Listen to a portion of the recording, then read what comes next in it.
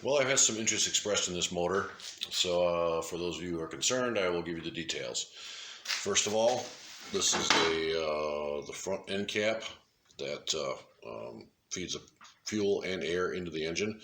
This is a piece of 3/16 tubing, basically cut at an angle so that the propane can feed into the air better. That's a 3/8 ball valve with a 3/8 MPT nipple going into it. Welded on, basically hooked to an air compressor that runs at about 120 psi and direct line, no coupling fittings or anything else like that. The rest of the engine is basically a drive shaft I cut up from a Mazda MK9. The front taper I don't think matters much, but we'll measure from there anyways because it did work. So if you can see where the weld mark is, that's where the diffuser's at. So it's roughly not quite 6.5 inches from the front. Okay, this is the orientation of the frame washer.